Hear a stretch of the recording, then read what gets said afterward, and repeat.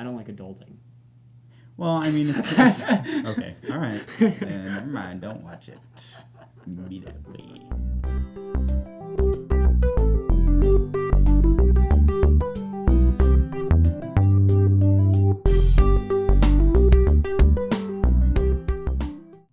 Hey everybody, welcome to Seriously Lighthearted Yoga. Hello. Today we are going to be discussing the ego, and we've talked about this briefly a very, very long time ago. Actually, it was a while ago, long time ago. So this is a bit of a refresher, but it's also expanding on what we already spoke about. So hopefully this will not only kind of jog your memory, but it will also expand upon what we've described. So what are we talking about when we're talking ego, okay? Yeah, guys. So when we talked about ego, remember we called it ahamkara, and we also basically said that it was sort of the entity, the vehicle inside of you that tries to create permanence in yourself, in everything around you, and it does this through attachment and aversion. So today, to kind of bring that a little further, if you look at some things that might be specific to the ego, things like your likes and dislikes are sort of things that are ego-based. Judgments, opinions, those things are ego-based. They're, if you are saying, say for example, trying to create any sort of good, bad, right or wrong, those things are ego-based. And when you are going through these thoughts in your mind, recognize that your ego is trying to create a sort of value for what those thoughts that you're having. It is, again, something that's trying to say that these things, these thoughts have a lasting value that is good or bad, or something you like, something you dislike. These things, again, do not necessarily have that permanence the ego is trying to give it.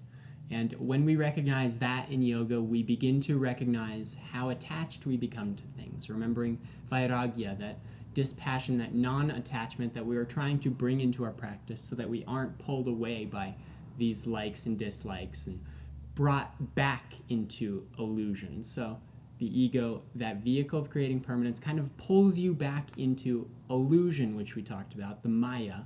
And that illusion, again, is based on the idea that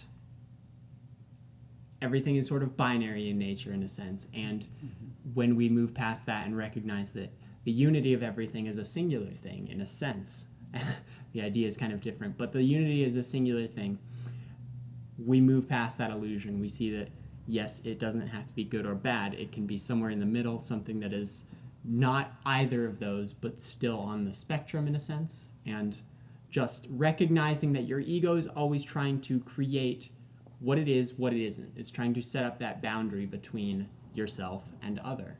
So yeah, be aware of it. yeah, and that's really the key right there, is be aware of it. We're not saying that there's anything wrong with you liking ice cream versus not liking ice cream. There's nothing inherently wrong with that, as much as when we're talking about understanding why that is, why you have this like. And if you can recognize that your ego is in charge of you liking or disliking the ice cream, that is your greater progression to understanding the unity that we talk about.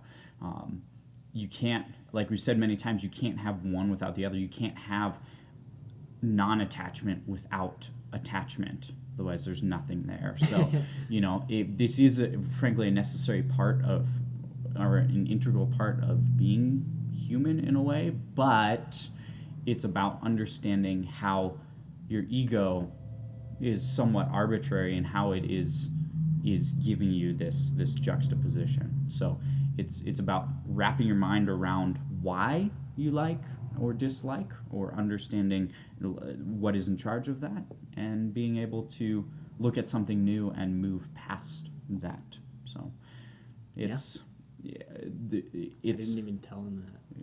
Just pulled it out.